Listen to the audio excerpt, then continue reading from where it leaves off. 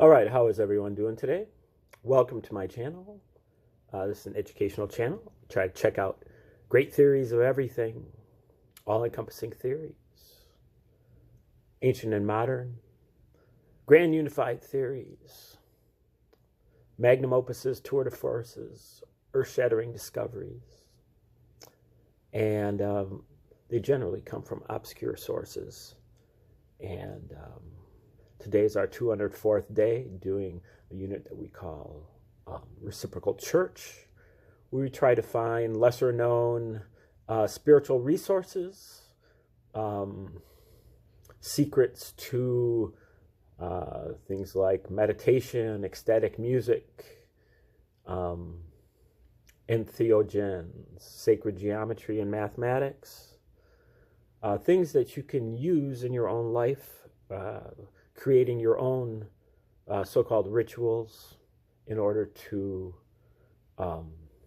reconstruct or construct for the first time a religious practice, because all of our Western religions are about to collapse as the truth comes out that, first of all, the New Testament is fraudulent.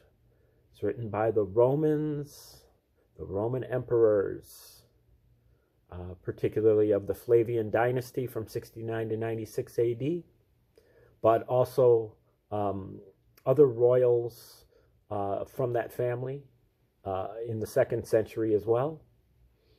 And the Old Testament is also fraudulent in different ways.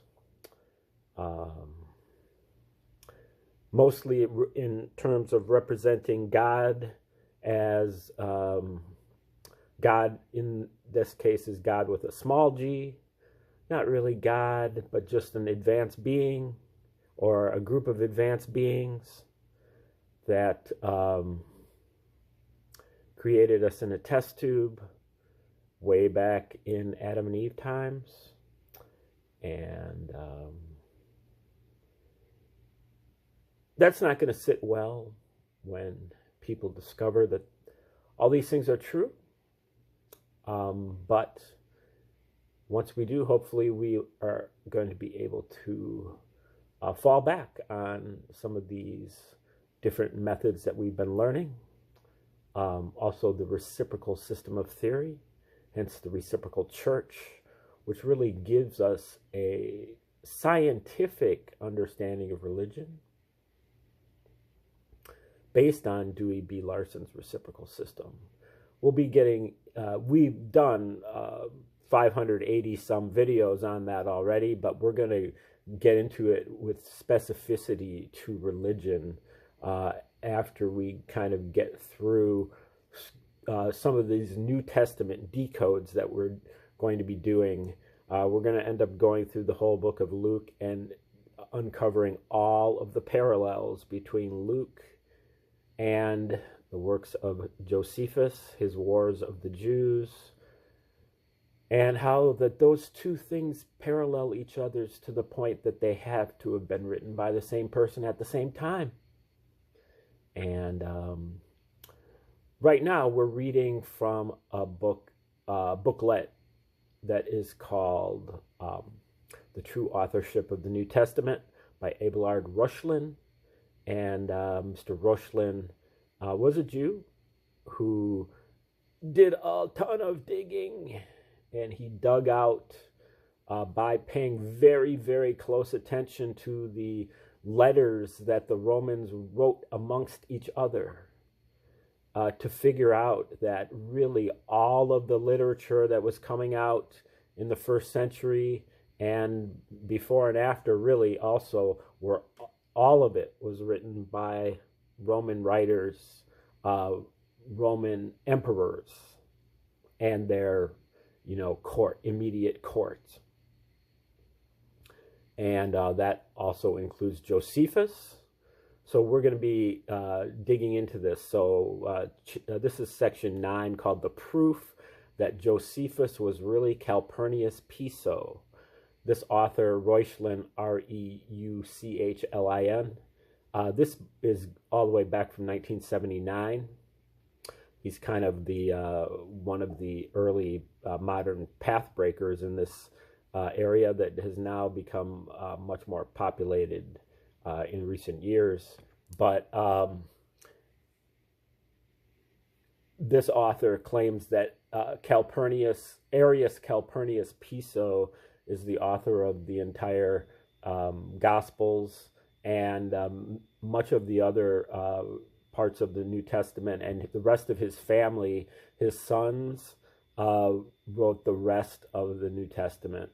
From a period all the way from his father wrote Marcus, which is known as Q, the pre-Mark gospel that Mark, Luke, and Matthew were kind of patterned off of.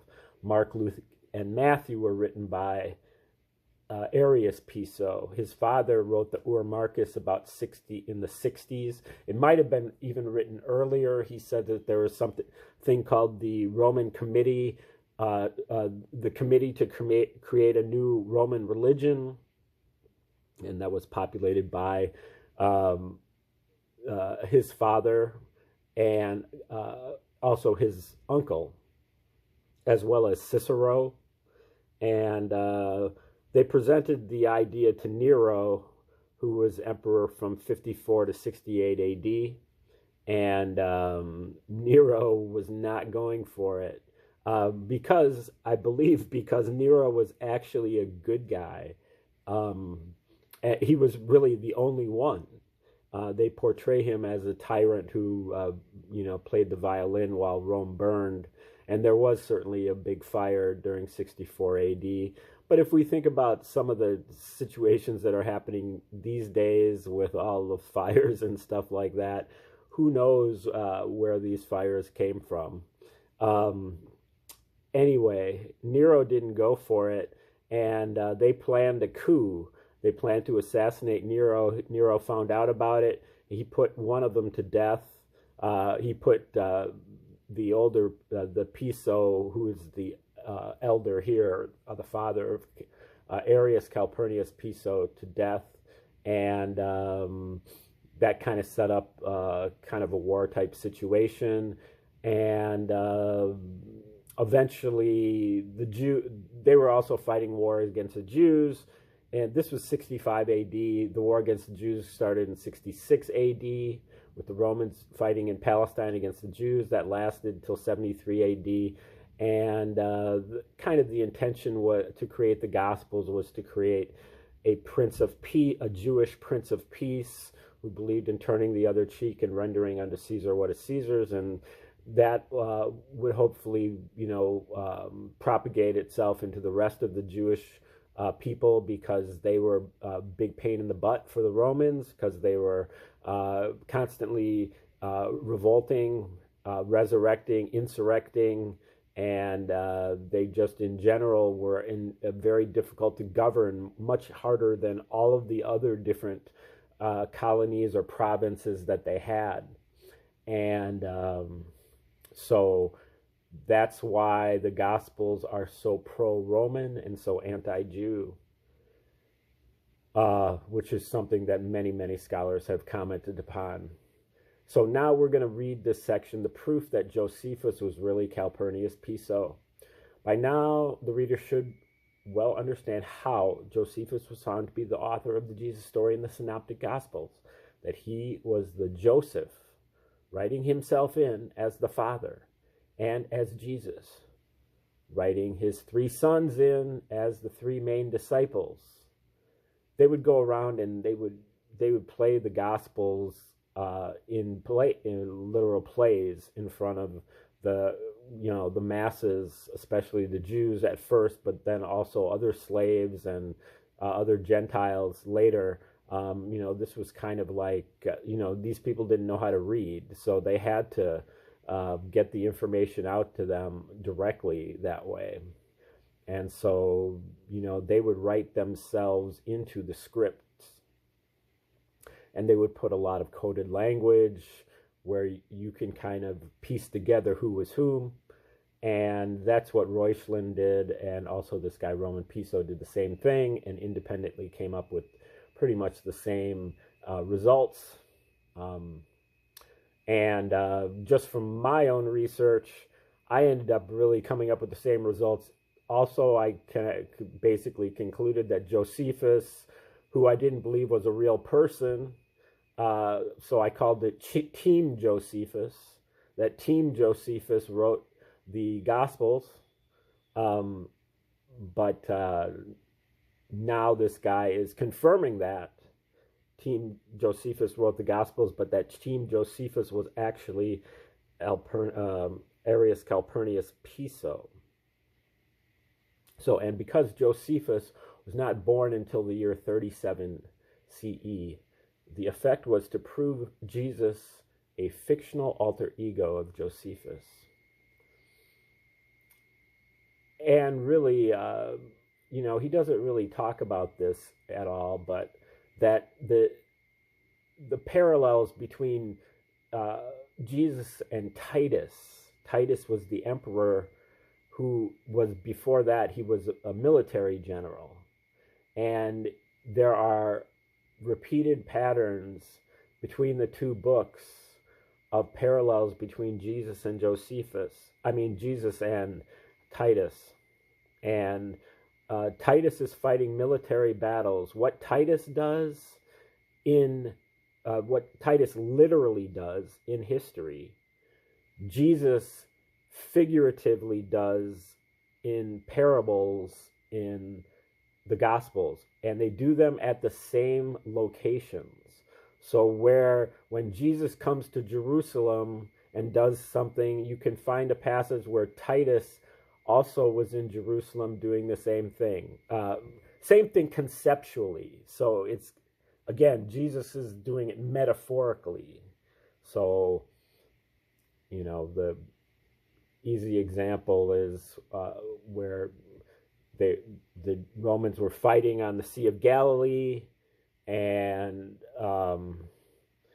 many of the Jews that they were fighting against fell into the water, and Titus instructs his men to get out their spears and their darts and spear the Jews and reel them in to the ships, something to that effect. And then you go to the Gospels, and right before the campaign, Titus had a 3-year military campaign in Judea. Jesus had a 3-year ministry in Judea.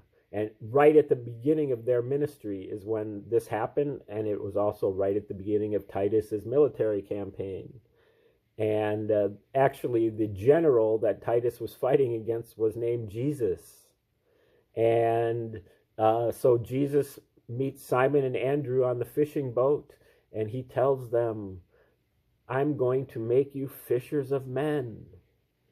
So that's exactly what Titus did. Titus made his men fishers of men when they had to spear all the Jews out of the water. So not only is it, you know, a parallel, but it's also a mockery.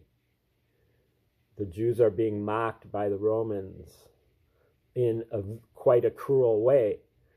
And this pattern recurs over and over again. It seems like neither Reuchlin nor Piso really dug this out, that they were much more focused on looking at the genealogies and like the various aliases that these people were using in order to reconstruct their identities. So they do great work in terms of figuring out the identities, but their work in being able to pick out the parallels is not as good. They still have picked out a lot of parallels. And if you look at Piso, he has Roman Piso, he has an incredible list of all of the dirty jokes that are told in the New Testament, where you have to know the code, you have to know what certain words mean, but then they all turn into like gay, pedophilic, sexual abuse, and it's kind of overwhelming actually. But they miss a ton of these a ton of these parallels that are found not only by Joseph Atwill in his book Caesar's Messiah and Shakespeare's Secret Messiah, but also just recently by Michael Menescotts in his book Christian Origins, the Flavian, Secret Flavian Cult, I think it's called. And he finds 250 parallels between Wars of the Jews and just the book of Luke. Just Luke there's 250 parallels. And if you plot the points of parallels, so you say this is Luke 1 verse 15, and this is Wars of the Jews, book 1, or Wars of the Jews, paragraph 55, and you plot those points, all of the parallels then create the Flavian signature. They signed their name to the book of Luke. You know they wrote it because when you plot all the parallels, it says their names. So we're going to be doing that. But this is more of a primitive attempt here, way back in 1979. So the field is advancing. People are finding more and more parallels. But I am surprised that these guys didn't find more parallels than they found. Anyway, and the reader will have understood, too, the proofs that Calpurnius Piso inserted himself and his family repeatedly by numbers and other methods into the Gospels, and that he apparently was Josephus. But the reader will still wonder how the transition was made. How does one, realizing Josephus created the story, come to the conclusion that he was in fact Calpurnius Piso? There is a great mystery in the figure of Flavius Josephus. Here is a supposed descendant of Hasmonean royalty. Those are the Maccabees, which you may know from the Apocrypha, the kind of 2nd century BC family, Jewish royalty, who actually freed the Jews for about a century from the Seleucids, which were the kind of Syrian, Greek descendants of Alexander the Great, one of his generals, who kind of ruled over Palestine for a while.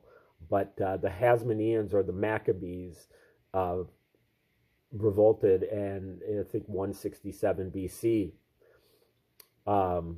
But who knows about these histories, because they're also flawed, because they're written by insiders and propagandists. So who really knows? Here is a supposed descendant of Hasmonean royalty who, according to his own writings, after apparently defending Galilee and its town of Jotapata bravely, flees to a cave. Then, after his companions commit suicide, which was by lot, there were like 40 of them, and they all drew lots to see who gets killed first. And Josephus was one of the 2 remaining ones out of the 40, and then both of them just decided to forget about it, and they would both be survivors. I'm not exactly sure what was going on there, why you even got into the... I'll have to read it again, but you can also read it for yourself. Just find the complete works of Josephus, the Whiston translation, but preferably, if you know how to read, Greek, that would be preferable. So Josephus surrenders to the Romans after his companions commit suicide and is spared. This was even though during the siege of Jotapata, Josephus had his men pouring boiling oil down upon the Romans and boiling fenugreek over the Roman assault planks. See, when I see that, the boiling fenugreek, that's got to be some kind of code. Josephus is always putting in these little asides that are kind of a little bit absurd. Boiling fenugreek? What does that even mean? Fenugreek is not a liquid. So anyway, and boiling fenugreek over the Roman assault planks. Yet, when he ultimately surrenders to the Romans, they do not instantly lift his head, for he prophesies, quote, "You will be Caesar, Vespasian." Now, Vespasian is the general at this time in charge of the Roman, siege of Jerusalem, or of Judea. "You will be Caesar, Vespasian. You will be emperor. You and your son here," that's referring to Titus, his son. Therefore, allegedly, Vespasian merely imprisons him while he waits to ascertain whether the prophecy will be fulfilled. Then the emperors house him for some 30 years. When the prophecy is fulfilled and Vespasian actually does become emperor, he goes to Rome, and Titus, his son, takes over as the general. And he says, then the emperors house him for some 30 years in Rome while he writes Jewish history books in addition to the gospel stories. And he marries his granddaughter and his children. I didn't know that. And he says that's decipherable from Pliny's letters, Pliny the Younger's letters, into the Roman aristocracy. I thought that he was adopted by Vespasian into the family. I'm not aware that he was marrying Vespasian's granddaughter.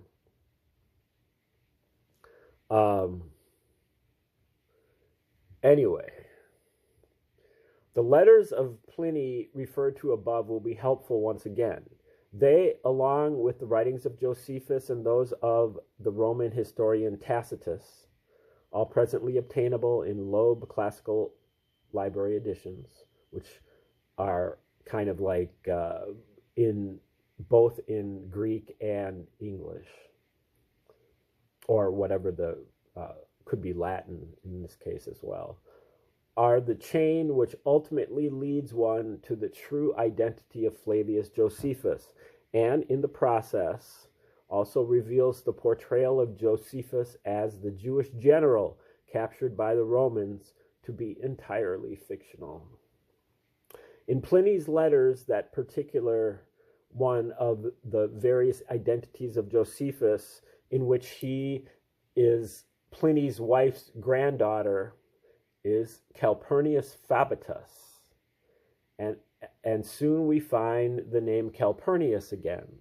In Josephus's The Jewish War, he inserted himself as Cestius Gallus when he was the Roman general who provoked the Jewish revolt.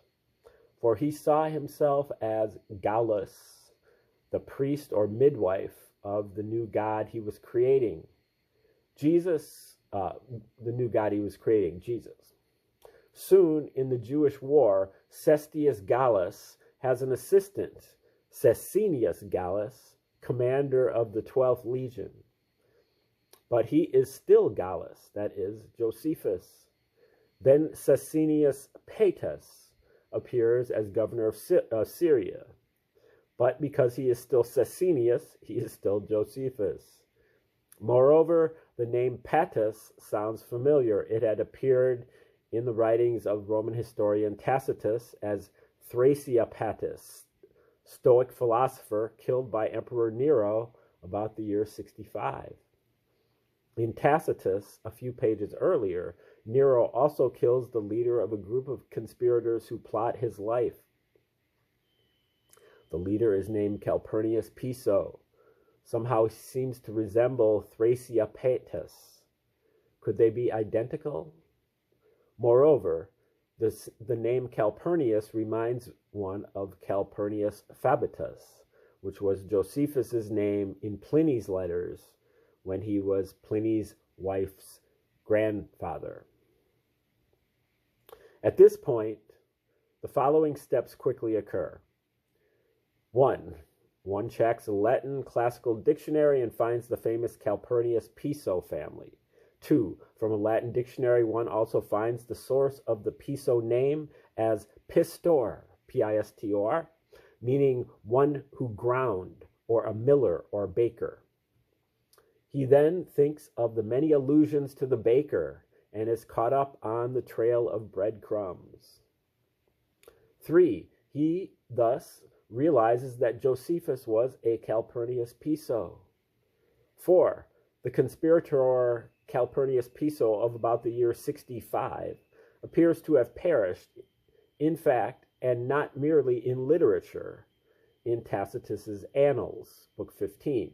But Tacitus explains that others of the conspirators are exiled or given immunity, these including Natalis, whom Tacitus described as being the partner of Piso in all his secret councils. Likewise, Montanus is spared out of consideration for his father when Thrasea is killed. 5. One recalls that Josephus appears in Judea a year later as Cestius Gallus. 6. Then one realizes that Josephus was the son of the condemned conspirator Calpurnius Piso, and was himself also a Calpurnius Piso. And B, many others have themselves previously followed the same trail of breadcrumbs throughout history. He's just kind of the first person to do it in, the late 20th century. This, then, is the method of learning that Josephus was really Calpurnius Piso. That is, unless one happens to be an evangelist and has already been informed in seminary or by another evangelist. It now quickly becomes apparent that Josephus was not an expatriate Jew who created Christianity in order to subvert or improve Rome. Rather, he was a Roman who was Jewish only technically, because his Roman father had married a descendant of the Herods. His actions were in order to spread the power of Rome and particularly of his own Calpurnius Piso family. Thinking of Josephus as a Roman and not as a Jew, one then realizes his native language was not Hebrew or Aramaic, but Latin and Greek. One begins to think of those various numbers used by him in his writings in terms of code in the Greek language. Then, if he begins to work through the Greek alphabet, he finds the various numerical equivalents of letters, and ultimately, he may unravel Piso's various numerical code systems. This section is called the Inner Circle. This knowledge has always been the plaything of the intellectual, theological, and political establishments of the world, who have always used it for population control, or really control of the population. Yet, still today, almost no Jews know anything about this subject, nor that our ancestors' coded responses to Piso's creation are scattered all through our ancient writings and ritual, particularly the Talmud.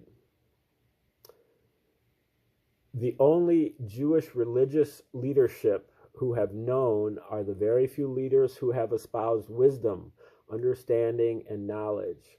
Their acrostic was chosen because its initial letters totaled 14, and the total of all its letters in regular numbering was 614.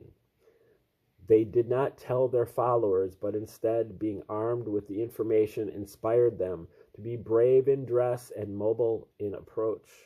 That was their way of answering the Pisos. Although more than 99% of us Jews know nothing of all this, we think we know.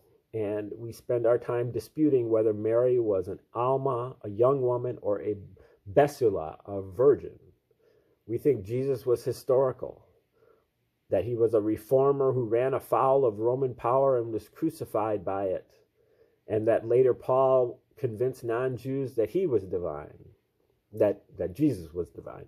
We fear to read the New Testament, nor for dread it will jump up and bite us in the nose, and because our tradition discourages reading it, whereas studying it and pondering its authorship is the first step to deciphering the mystery of the gospel. However, in those days, Jews, and particularly their rabbis and leaders, knew what the Pisos were doing. All three Jewish revolts against Rome occurred the 66 AD. I think there was one in like 117, and then there was one in 132.